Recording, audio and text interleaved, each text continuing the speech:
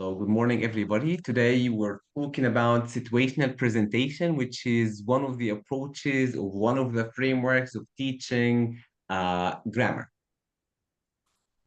Before we start that, let me ask you one question. And in the chat box, I need one word to tell me what you think the word context is. What's the context in teaching? Have you heard the word context before? Sorry, we lost you just there. Yeah, you're cutting out. Okay, let me change the router I'm using. Is my connection okay now? Yeah, right now it's fine, but some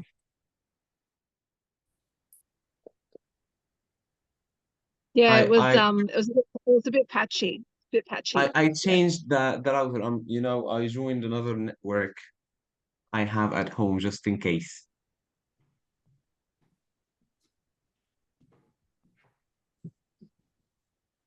So what about now? I hear you okay? Your screen's like half glitching, but I can hear you.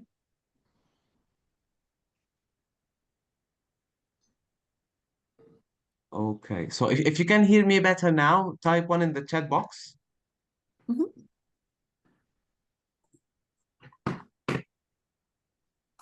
Okay, okay, good. Lovely. So before we start talking about the situational presentation framework for teaching language, I'd like to remind you with the meaning of the word context. What is the context in teaching? Can you provide me with one word in the chat box that means context?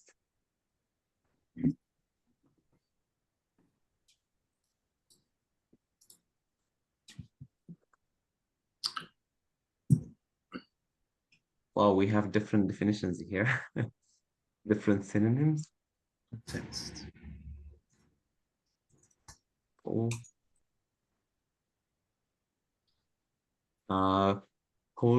Colby and Cole. Thank you, because the word context is some kind of a synonym to the word topic or theme of the day. The topic or the theme. It's a fancy word, a fancy Celta word that means topic. So if I tell you present simple, is this a context? Yes or no?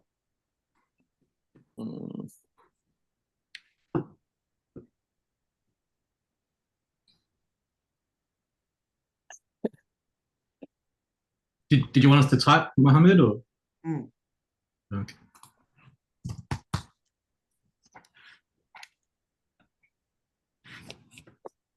So if it is a no, what do we call that? Like, what's the Celta name for the present simple tense?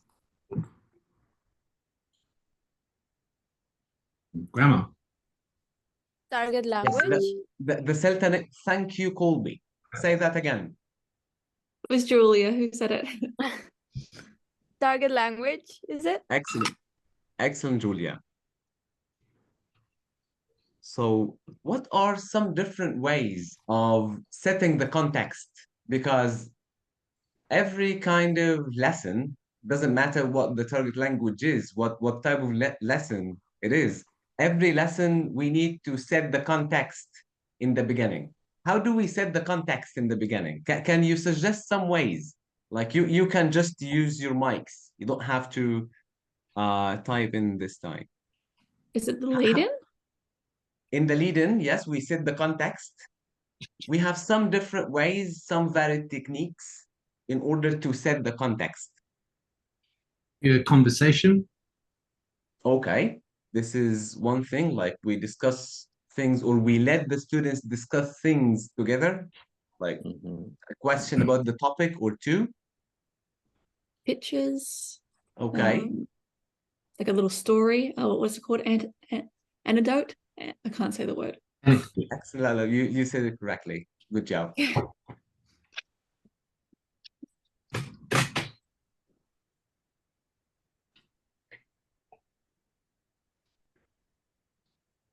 What else? Let me show you. So we have, as you said, pictures or visuals like videos, board drawings. We can also use realia or real objects if the level is like elementary or starter, like lower levels, we can use real objects to start the lesson or to set the context. As Colby said, an anecdote or Julia. Miming, like using your body language or gestures. Uh, and a discussion or a dialogue with like, you give the students a question or two and they discuss that. So this is how we can build the context. You can choose one way or two for the lesson, but of course you're not gonna do the six options. Like one option, you just vary the technique.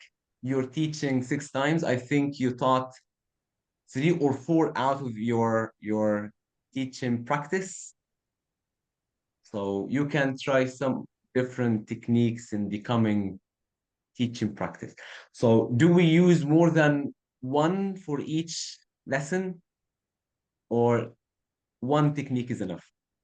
One technique is enough. Do you agree with that, everybody? You can just nod. Yes. Yes. Yeah. Okay. Good job. Good job. So the first task we have today, we have some structures or some tenses here.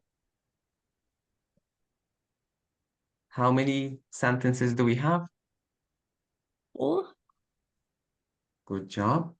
And with your partner, I'm going to send you to breakout rooms like 3 and 4 because we're 7. You can just add some facts about these sentences or tenses. You write the name of the tense or you write the name of the structure. You don't have to be right. This is not a test. This is just like brainstorming. And what the context is and how we build it. So let's do one together. Let's do the last one. What's the name of the structure? What are you gonna put in the first column? Past tense. perfect. No, this is I wish. This is a structure we call I wish. Oh, Yeah. yeah. What comes after I wish and so on? This is just I wish or the wish structure. This is how grammar books call it. And what's the context?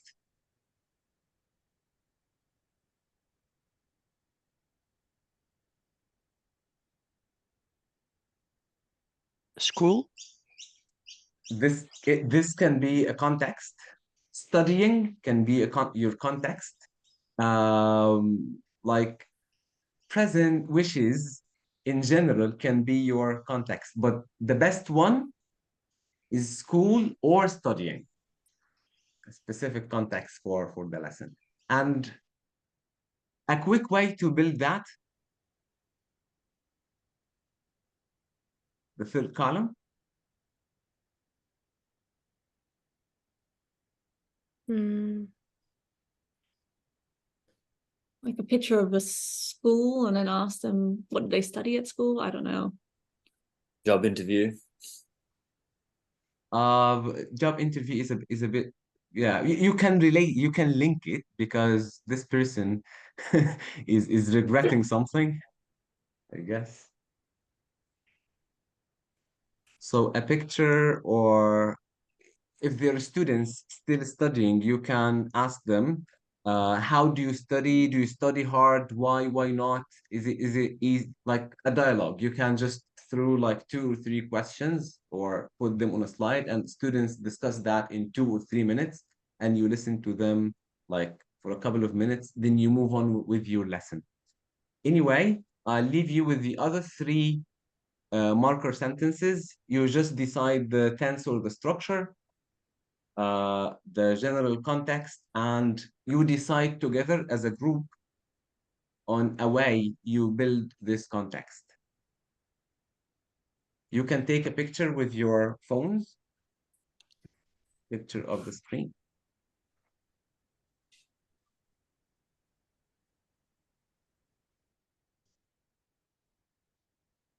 And in the breakout rooms, you decide the tense, the context, and the way to build this context for each sentence.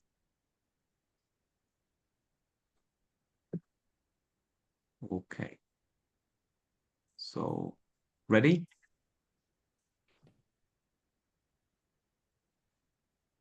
You have 5 minutes in the breakout rooms. And I'll pause the recording.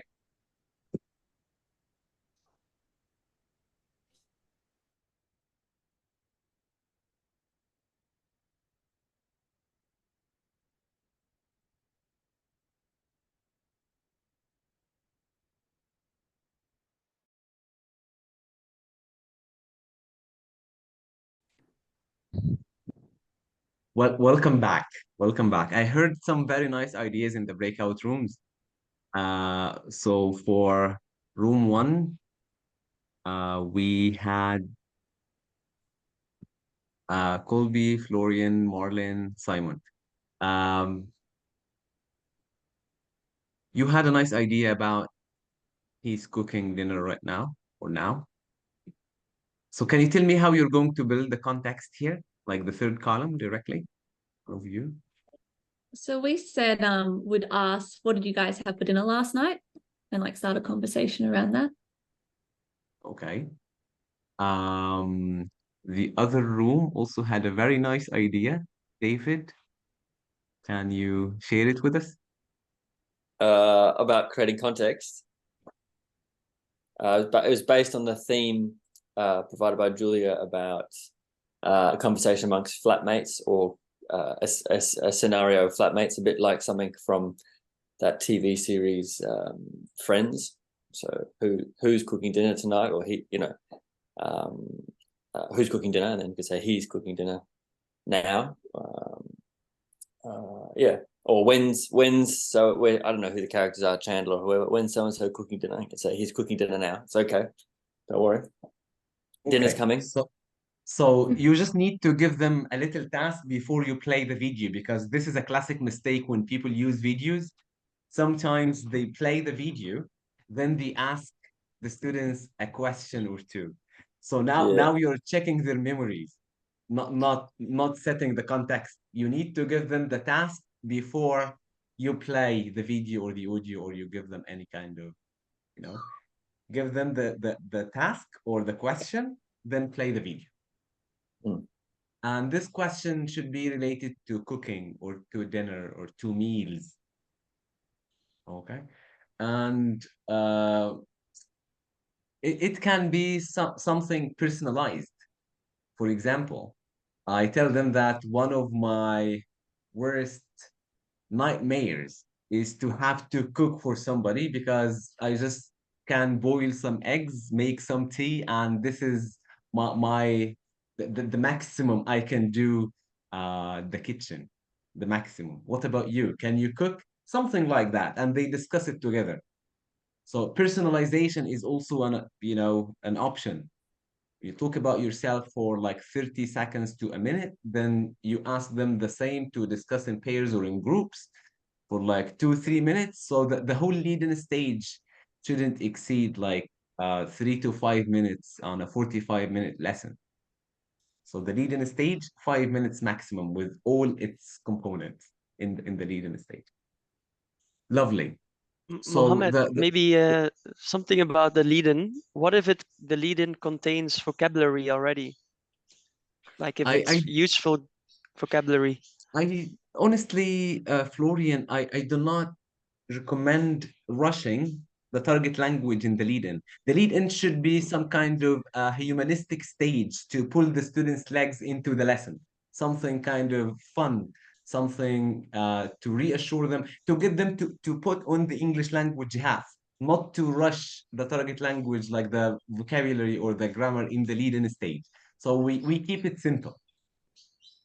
Okay. So the language will come later in other stages, in the coming stages somehow. Yep. So lead in, like, can you cook? I myself cannot. Are you planning to learn how to cook? Discuss it. Why not? Discuss it together. Something like that. Do not rush the target language in the beginning. Keep it humanistic in the lead in, not linguistic. The lead in is not a linguistic stage as much as a humanistic stage. Remember that. Pull their legs into the lesson without making them feel rushed to learn something. Okay. What's the tense here or the structure? Present continuous. Do you agree? You can just nod if you agree. Simon? Yeah, I was in the same group. We put present continuous, yeah. Okay. But I feel like Colby is the representative of the whole group. I need to get more answers from everybody. Okay. And the context here is, well, what do you think? We put cooking or kitchen. Okay. And maybe food in general. It's okay. Okay, what about the second one? The second sentence? Julia, what did you agree on here? What's the structure? Was it you? Yeah. The structure is used to, Good job. and the context. We were talking about routines that you had when you were a kid, for example. So the word routine here is not like an accurate word, to be honest. Yep. The context can be sports, but this is about habits, not routine. Past habits. Okay. So routine when you were kids is I understand. Yes, I understand what you're saying, but it's about past habits. This is how we put it. Used to, past habits. It's kind of synonymous to routine in when you were young. Past habits is how we say it. Used to is about past habits, but here we're not talking about the meaning of um, the sentence. We're talking about the general context, which is sports, Hmm. tennis. Because if you make it about past habits, maybe you will rush the students to use the target language that you are going to explain before you explain it. So, what kind of sports do you like? Wouldn't This that can be be used as a test to see the level? um, not that early, guys. The lead-in stage should be kept humanistic. Maybe if you want to apply test, teach, test later on, it comes in the second stage, not right in the beginning.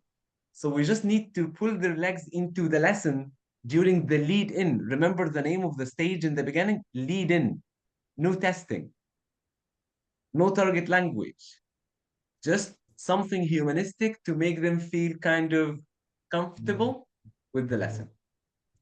Okay, I understand your passion and you want to get everything ready, but the lead in should stay humanistic, and its aim is to set the context, not to test the student's level, not to clarify grammar, not to clarify vocabulary.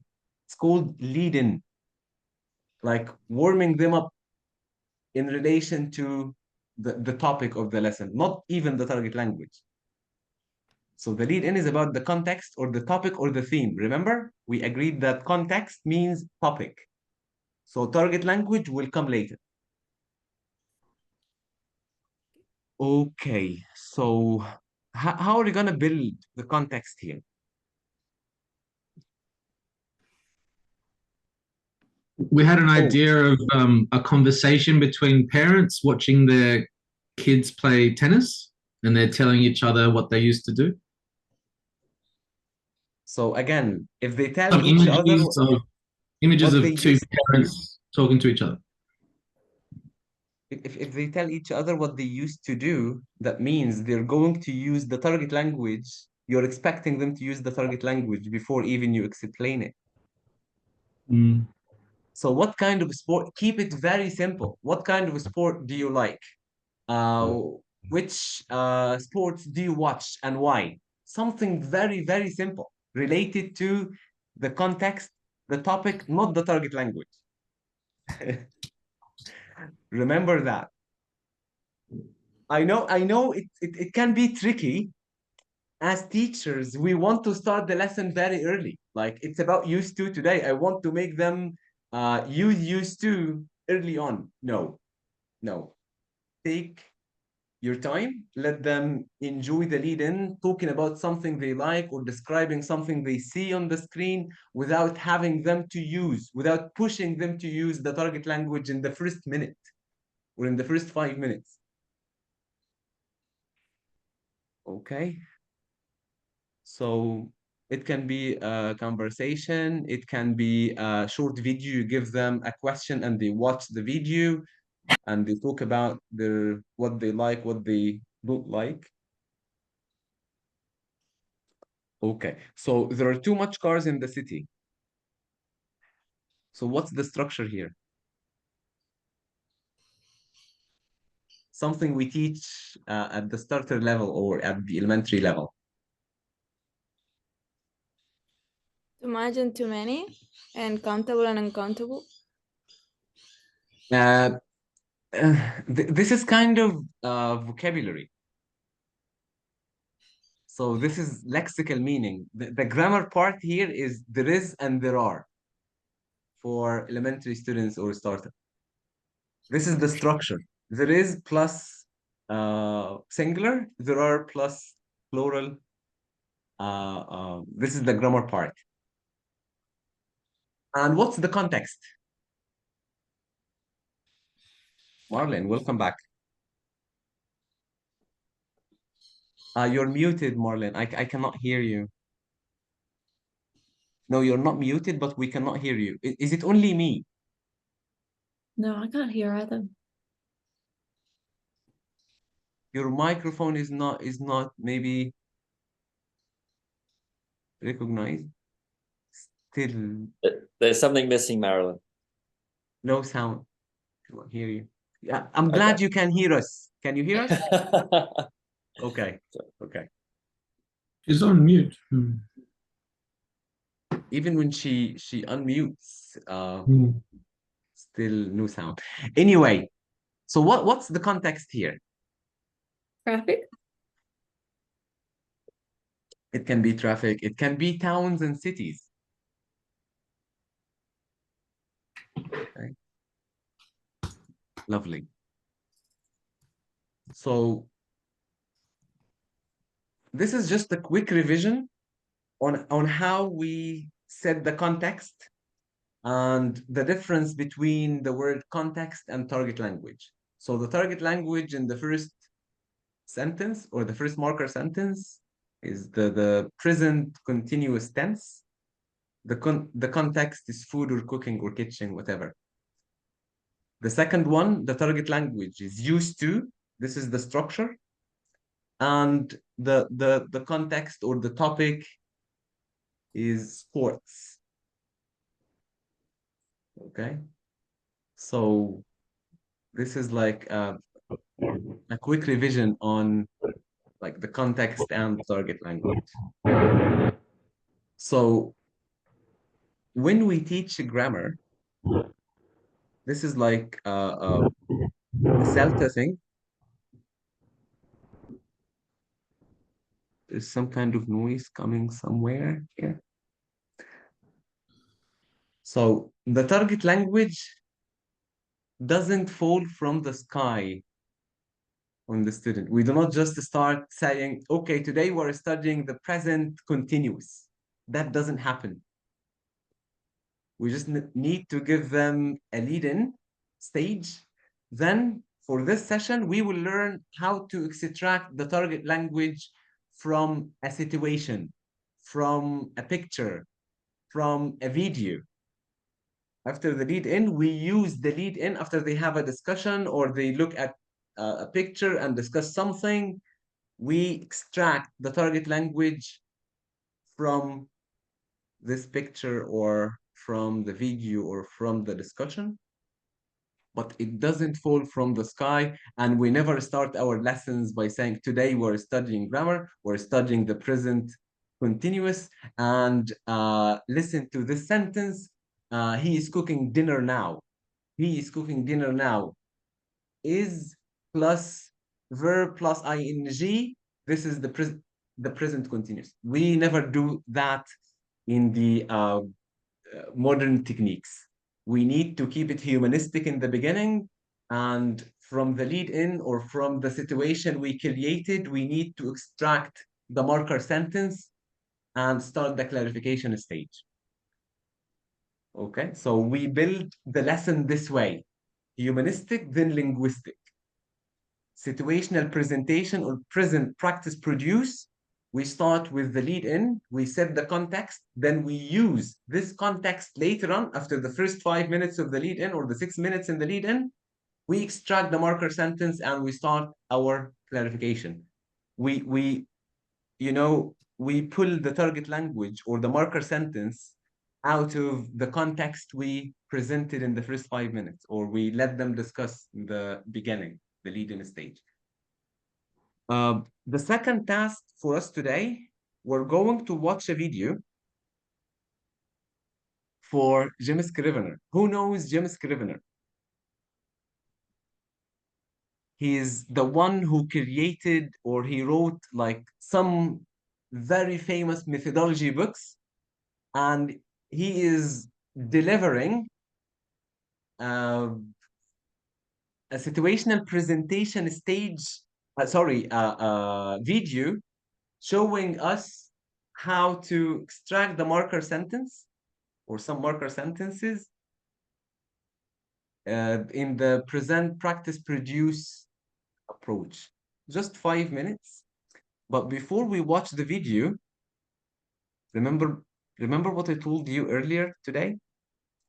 Before you play any video, you give your students a clear task. And I'm doing this now. If you look at the screen,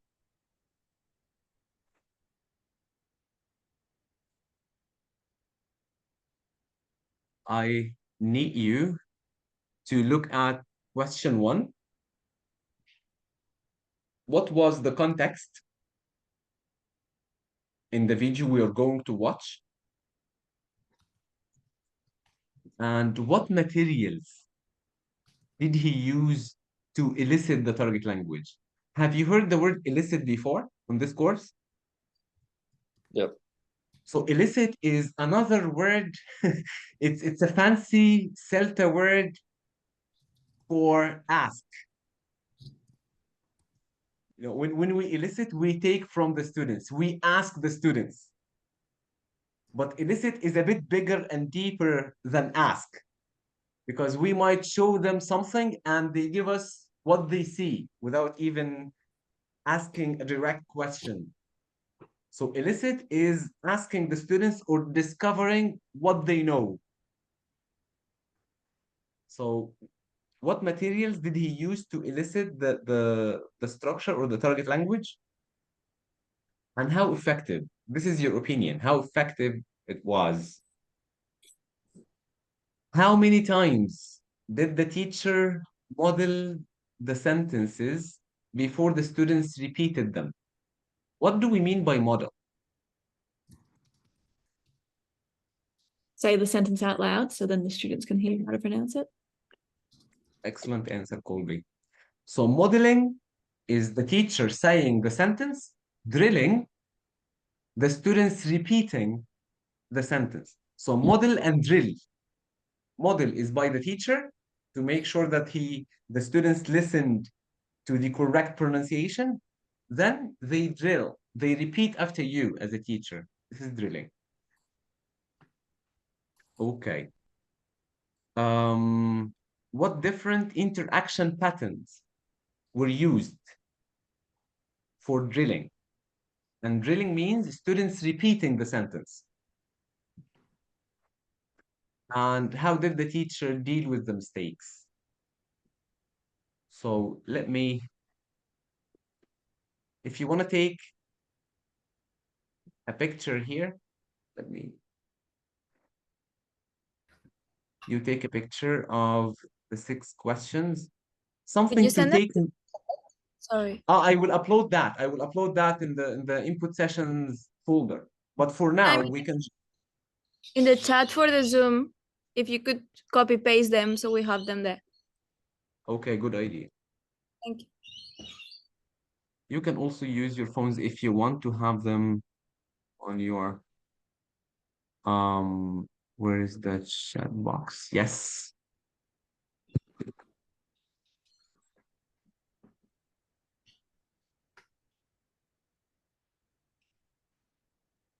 Okay. So now watch the 5 minutes and take notes trying to answer these questions while watching.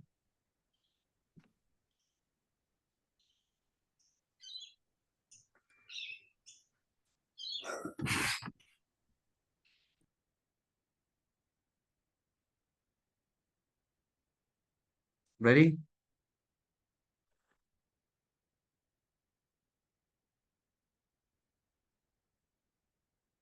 Okay. So let me share screen.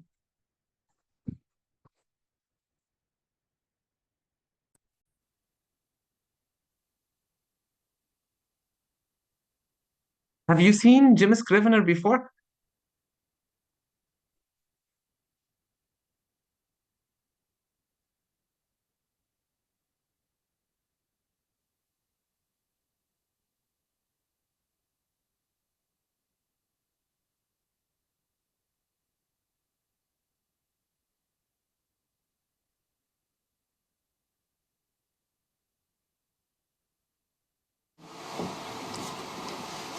Look at this picture. This is Kamal. Is the sound clear? Okay. Kamal. Kamal. Where does he work? Supermarket? Is that a supermarket? No, it's a stall. A stall, yes. A stall is a little shop. It's not a big shop like a supermarket. A little shop. A stall. He works in a stall, yes.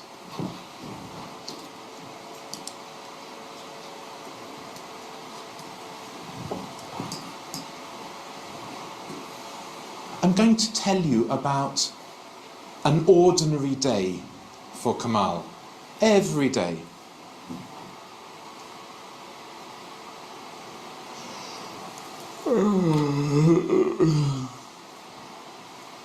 He get up in 5 o'clock. Sveta? He get up in 5 o'clock.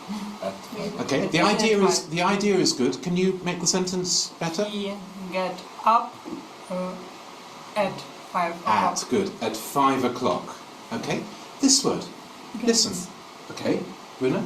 He gets up at 5 o'clock. Very good. Listen. He gets up at 5 o'clock. Listen.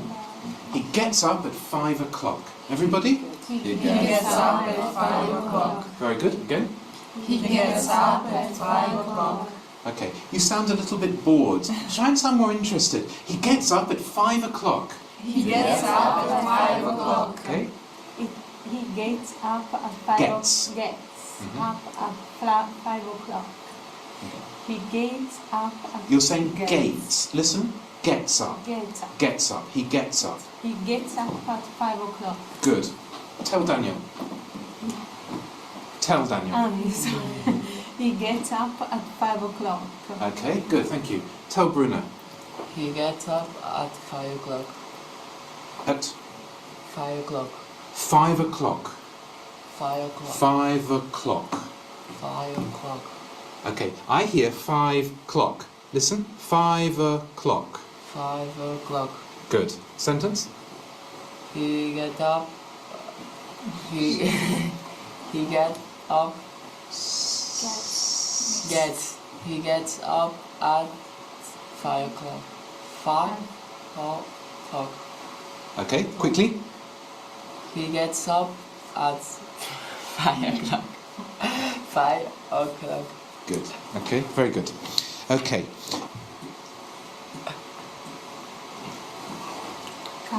He takes a coffee. drinks.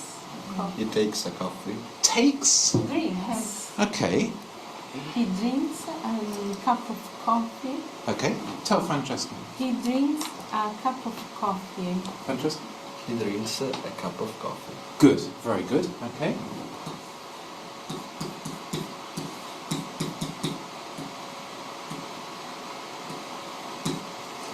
He's goes bicycling cycling. to job. How does he go to work? How does he go to work? He Francesca. rides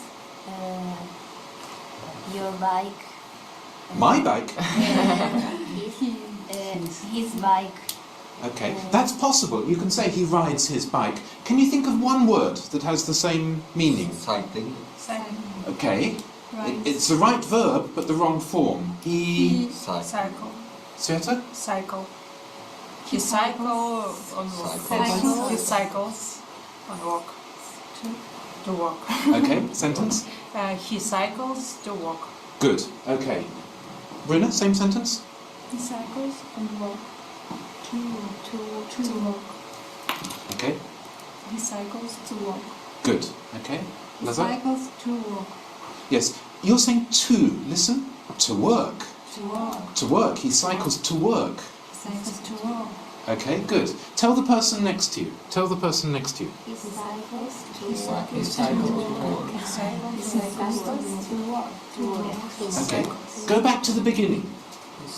Can you remember the first sentence about Kamal? I write his name. There's his name, Kamal. Can you remember the first sentence? Kamal gets up. No, before that we had another Kamal sentence. works in store. Okay, so remember that sentence, then this, then this, then this. Tell the person next to you all the sentences. Kamal works in store. He gets up at 5 o'clock. Okay.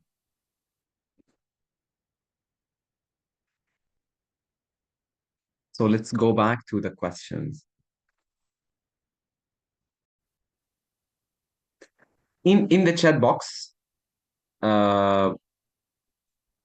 question number 1. I need 7 answers in the chat box.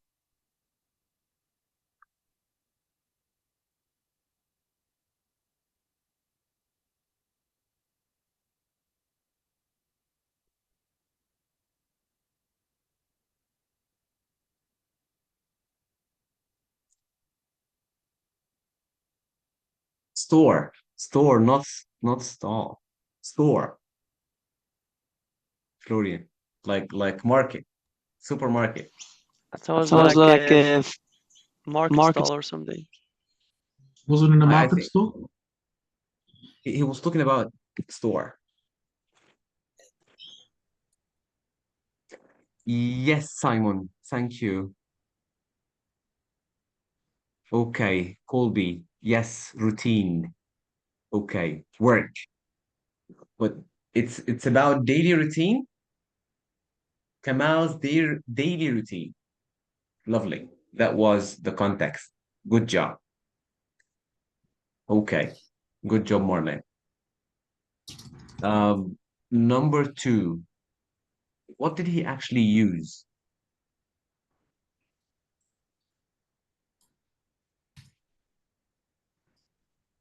In the chat box as well.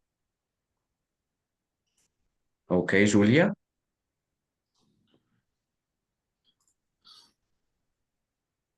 Okay.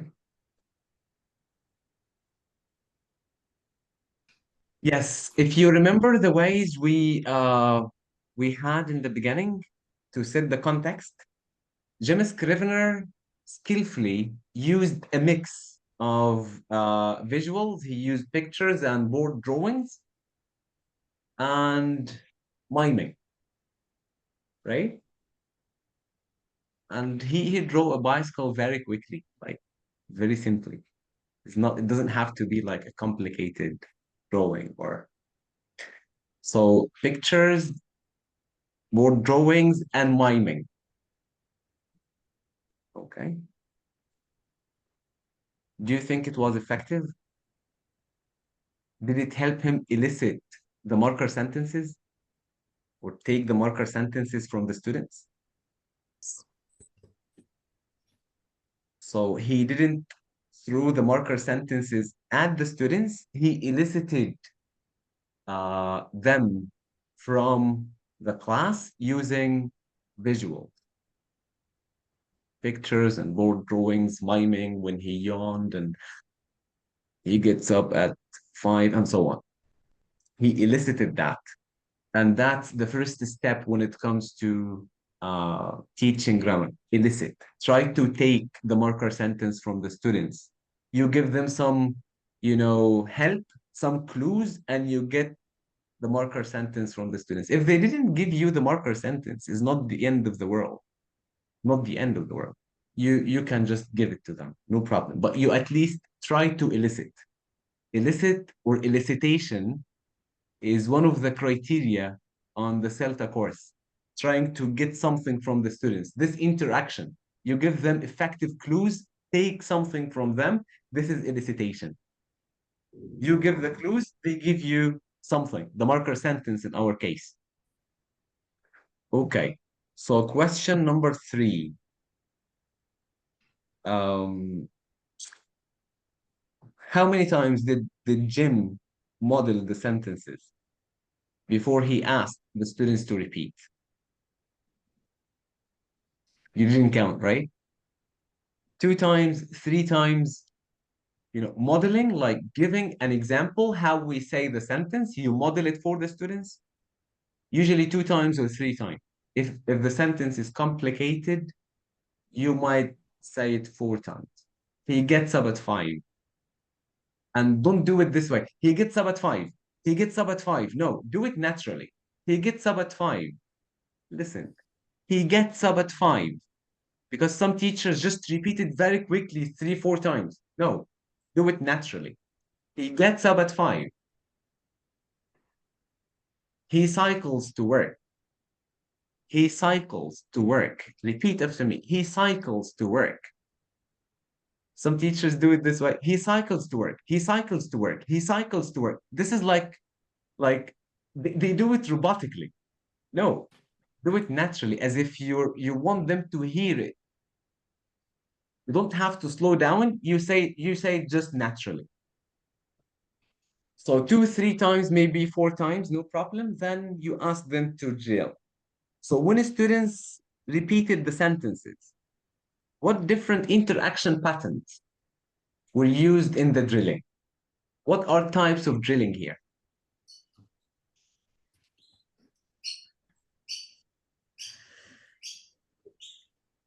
Do you want us just answering in the chat? You can answer that like voice. You don't have to write all that. What do you think, Colby? What He kind of first called out the students' names individually to elicit, and then as a group, and then also got the students to like ask another student or tell another student one of the routines. And then they did all the routines in pairs. Okay, Colby, do you agree with that, David? It's hard to argue with Colby because he's usually right. But seriously, yeah. Okay. Florian, what do you think?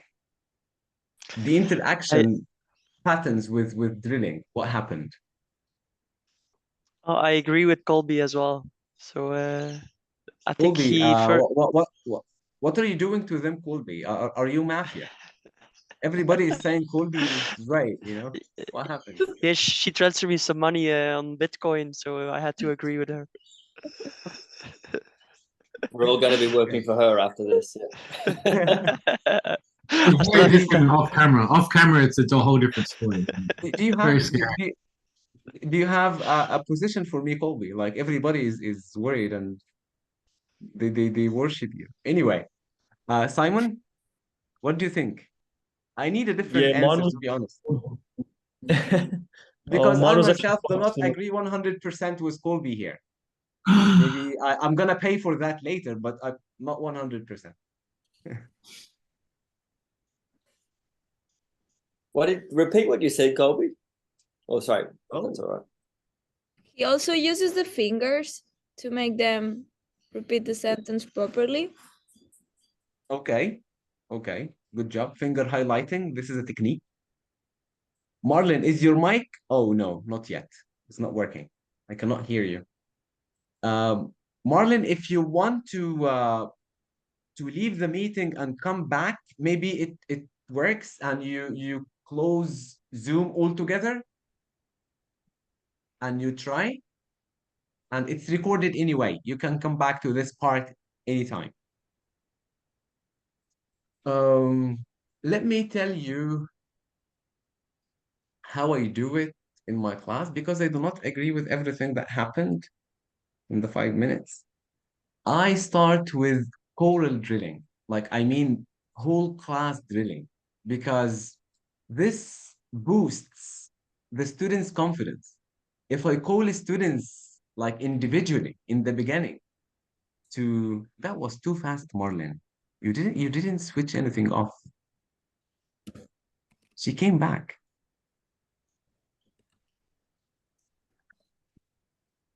Hello, Marlon? Oh no, not yet. Your mobile phone was working.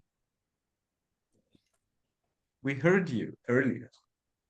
So when it comes to drilling, I start with whole class drilling. After I model it 2 times or 3 times and the class listened, I I let the whole class repeat or drill the marker sentence. Why? It's safer for the students. I don't start with individual drilling.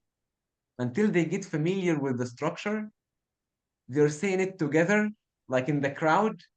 I didn't put anyone in the limelight, so they're saying it together. Much safer for them psychologically. Then I can use group drilling, like only boys. Repeat after me. He gets up at 5. Then only girls, only people in black. So these are variations to drilling, group drilling. Um, only people on the right, students in the back, in the left, like whatever you want. It doesn't have like a rule here. Then you can try individual drilling. Okay? Individual drilling when you call a name. After they practiced in the whole class, chorally, after they practiced in groups, then individually. And there is something else called substitutional drilling or substitution drilling. So Kamal gets up at 5. What about you? Like Ahmed or David gets up. Tell me, David, when do you get up? Like David said at 6. So, okay, David gets up at 6. So now we change 2 things, the word Kamal and at 5. This is substitutional drilling. It's the same verb with different things, like David instead of Kamal, 6 instead of 5, and so on. So what about you, Florian? Florian said at 6 as well. Okay, they get up at 6. Repeat after me. They get up at 6. So this is called substitution drilling. We talked about choral drilling or whole class drilling, then group drilling when a group in the class repeats after you and you decide how you call them.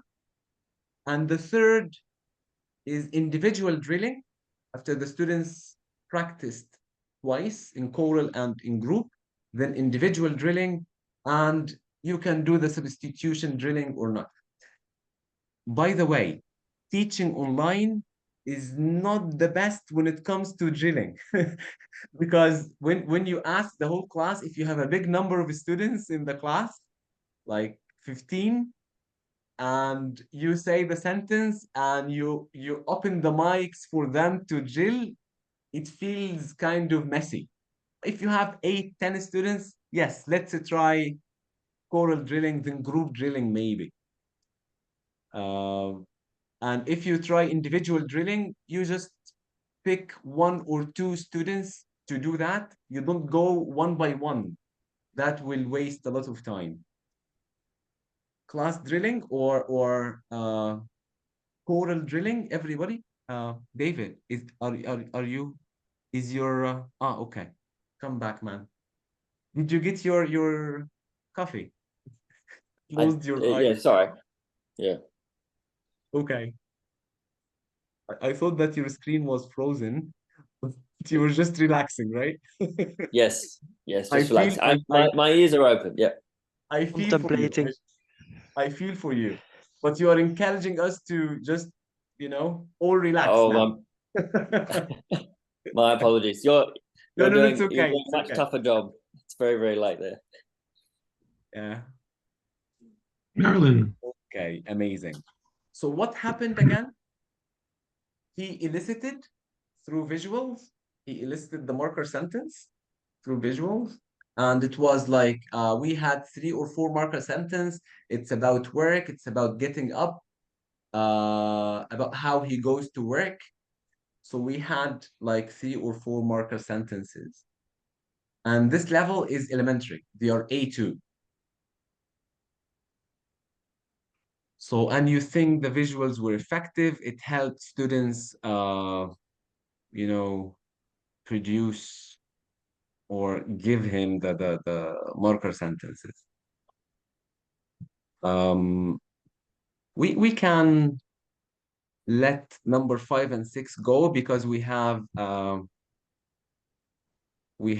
sessions on error correction later on. So we might not talk about how he dealt with mistakes now. What aspects of pronunciation were focused on? Like linking some words and adding S.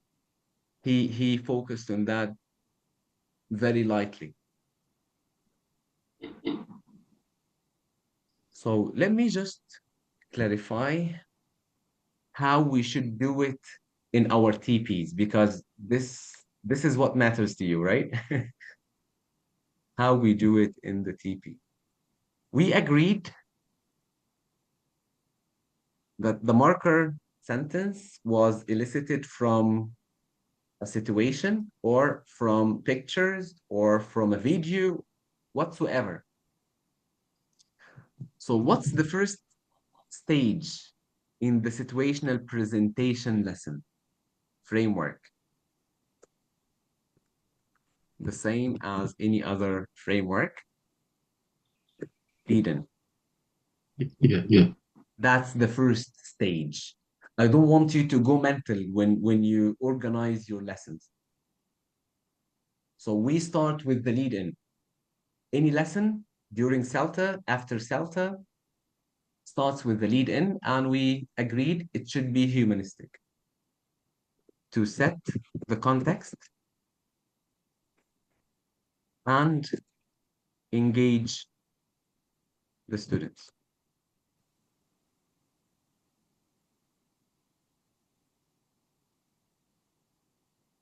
After that, he started the clarification stage, language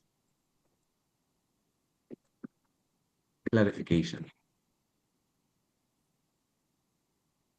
He used the pictures to do 4 things or to clarify 3 things: meaning, pronunciation, and form.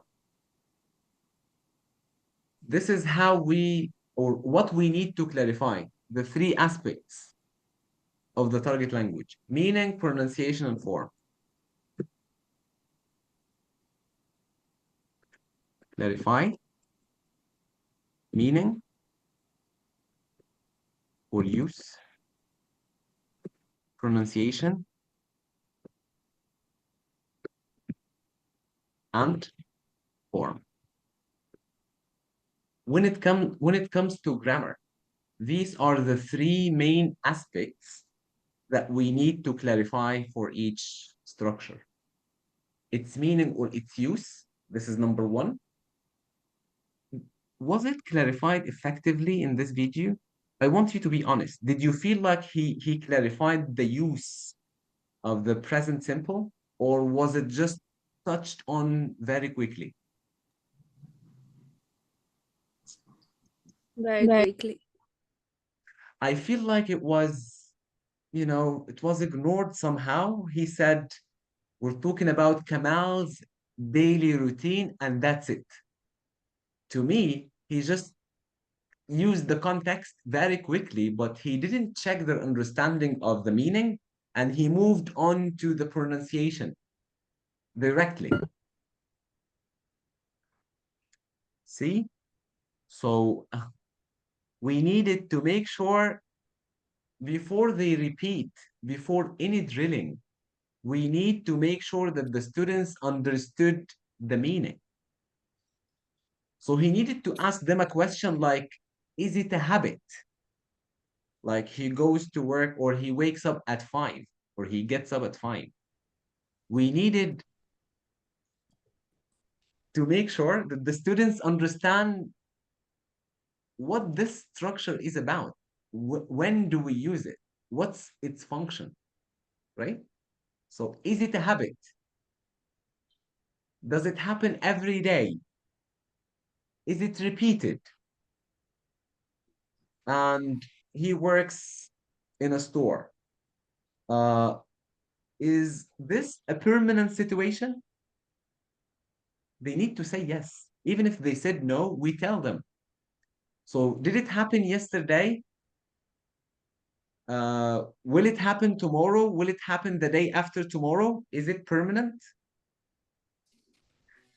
And he needed maybe to draw a timeline. Did you get the CCQs session? Did you get the timelines session before?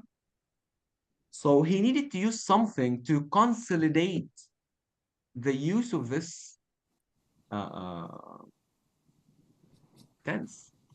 For example, he needed to draw something like that.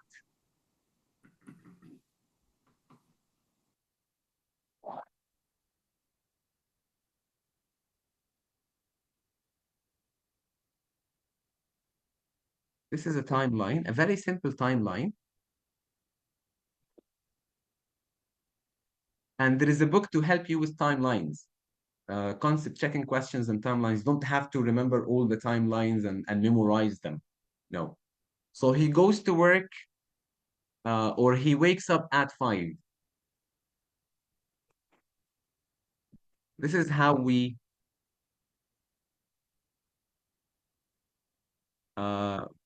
present a timeline for habits. So it happened yesterday, the day before, a week ago. It happened this morning. It will happen tomorrow, and the day after tomorrow. It's habit.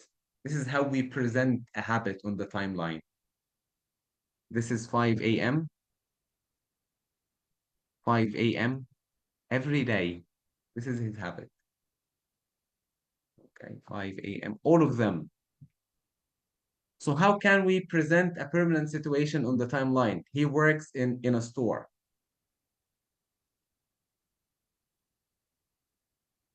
This is how we present it. Like, it's a permanent situation. I live in Cairo. It's a permanent situation. It's not a repeated action. Permanent situation. Like a line on top of the timeline. Okay? And you will find that in the, I don't want you to memorize anything. You will find this in the concept checking questions and timelines reference. You don't have to memorize, to be honest. When I'm teaching grammar, I go check what I'm teaching in references before I go to class. In the language analysis sheet, I put some notes for myself and so on. You don't have to memorize anything. Just prepare yourself while planning. So if I draw a timeline and I ask some CCQs like, is it a habit? Does it happen every day? Is it some kind of routine? What are we clarifying using the timelines and the CCQs? What are we covering here?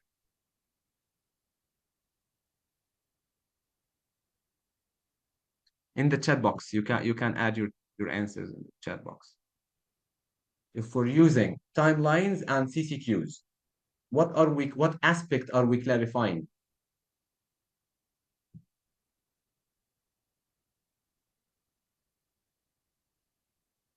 Okay. Meaning, or in our case here, meaning and use.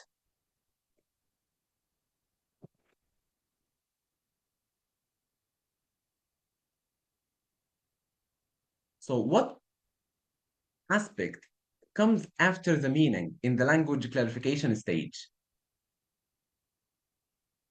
We clarify something else after we clarify the meaning and check understanding. Pronunciation. Who's that? Me. Name? Marlin? Is it Marlin? Julia. Marlin is still not. Julia. Okay. Thank you, Julia. No worries. Marlin is still unable to communicate with us. Is it the first time this happens? Maybe it's me. I'm sorry. No, we can't hear her either. It's the first time she's ever had a problem like this with her mic. Maybe, yeah, because it's the first time you ever have me, you know? I feel guilty now. I see, yes. There's a strong logic there, yeah. Maybe if you take your headphones out, Marilyn, and just use your computer's microphone. No? All right. I guess she's right. Okay. Yeah. So again, we agreed that we start with meaning when it comes to clarification. Then pronunciation, we model and drill the target language. Then after that, what should we do after we clarify meaning and pronunciation? We do some modeling and drilling with the students. There is another aspect that is very important to be clarified. Do you agree with David? Type on in the chat box if you agree with David. David said it's the form.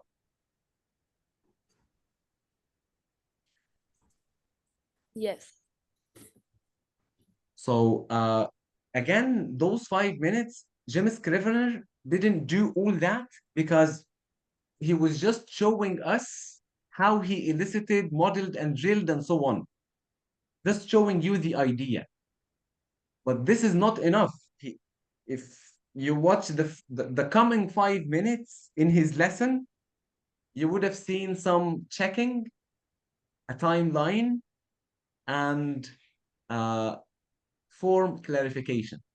And he did some kind of form clarification using finger highlighting technique. He gets up at 5 o'clock. So he showed them how the sentence is formed. Subject, verb, object, or the rest of the sentence. He gets up at 5 o'clock.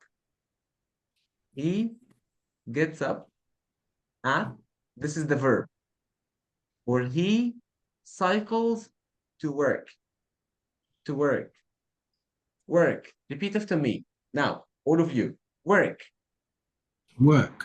Work. To work. To work. Cycles to work. Cycles to work. He cycles to work. He cycles to work. This is a technique in drilling called back chaining. If you want to write that down, back chaining. Back chaining? Yes. Some methodologists invented that in order to make the students focus on the pronunciation, because when you say the sentence backwards, it doesn't make any sense in meaning. So their ears are just listening. They're not distracted with exactly one word, Marlin. Or there is a hyphen, back chaining, or one word without the hyphen. It's not 2 words. Back chaining. Let me type that.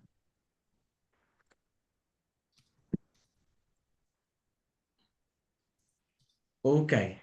Clock. Repeat after me. Everybody. Clock. Croc. Clock. Clock. Clock. 5 o'clock. 5 o'clock. 5 5 o'clock. o'clock. 5 o'clock. At 5 o'clock. At 5 o'clock. 5 o'clock. 5 o'clock. Up at 5 o'clock. Up Up at at 5 5 o'clock. o'clock. 5 Gets up at 5 o'clock. Gets up Gets at up at 5 o'clock. He gets up at 5 o'clock. He He gets gets up up at at 5 5 o'clock. o'clock. So this is back chaining. It doesn't make any sense, except that your ears are really listening what is happening. So this is a technique for drilling called back chaining. We do it with structures that are not very complicated. You will not be able to do that with conditionals, for example. It's going to be crazy if you do it with conditionals. You yourself would forget. Very long. 2 clauses. Okay. So now let's recap. We start with the meaning and use clarification. If we have a tense, we can use a timeline. Then we ask a few questions like, is it a habit? Is it like repeated? Something to check their understanding. After that, we model and drill. Then we highlight the form. You can use your finger techniques, your finger highlighting technique, like you show them the order. Then finally, you write it on the board. You write the marker sentence, then you write the form. What's the grammar name for he? I'm going to show you. So, meaning, pronunciation, and form. The main 3 aspects that you need to clarify are meaning, pronunciation, and form. MPF. And there are 4 steps to do that. We call them E, C, D, W. Elephants can drink water. Elicit. Remember, he elicited using visuals. He elicited the marker sentence or the marker sentences from them. Elicit. Then you need to concept check, like some concept checking questions to check understanding, or you use a timeline if it's a tense.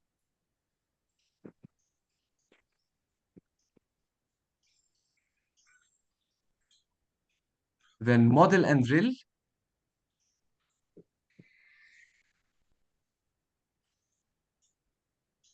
And finally, you write that on the board. Elephants can drink water. When it comes to meaning, pronunciation, and form, we use this pattern to help us organize the clarification stage. Elicit, concept check, model and drill, finally write. Then we give them, we write that on the board, like we can say, he cycles to work.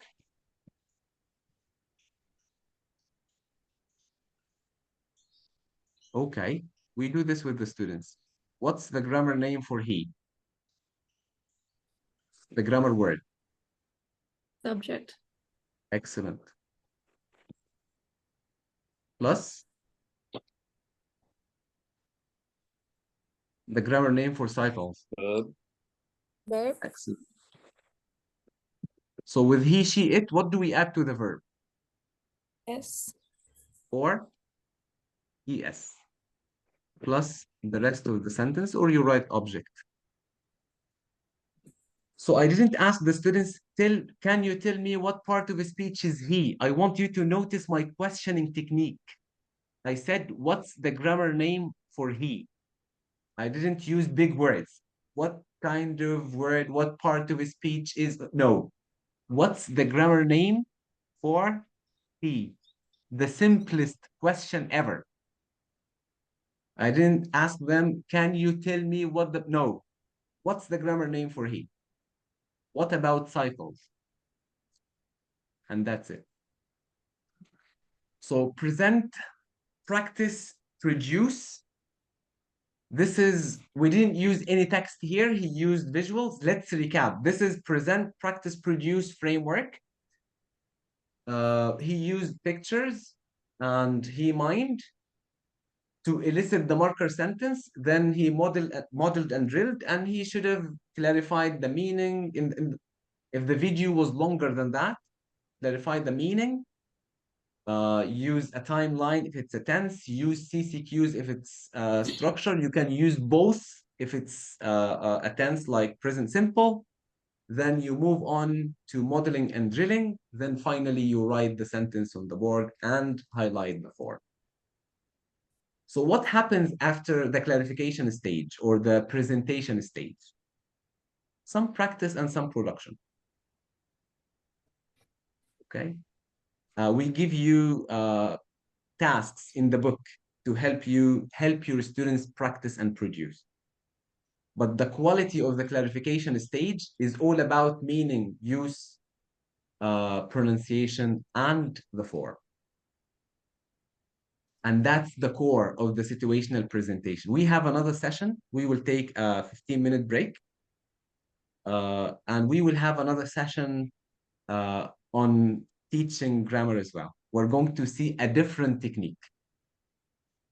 Do you have any questions? So quickly, what do we start the lesson with? What's the name of the stage? Lead-in. Lead-in. Excellent. Is it humanistic or linguistic? Humanistic. We just engage the students and allow them to know about the theme of the day or the theme of the lesson without having them to produce the target language we're going to clarify. The clarification is yet to happen. Then the presentation stage or the language clarification, what are the three aspects we need to clarify? Meaning, pronunciation, and form. So do we clarify meaning first or pronunciation first? What makes more sense? Meaning first. Meaning and use first, because I don't care about pronouncing something I don't know its meaning. I need to know what it means first. Remember that. Meaning comes first. Psychologically, I don't want to learn how we say blah, blah, blah without knowing what it means. This is how it's organized in the human brain. Meaning, then how we say it, then tell me how to put it together. But meaning comes first. Okay? Meaning, pronunciation, and form. What are the steps we use to organize the clarification stage?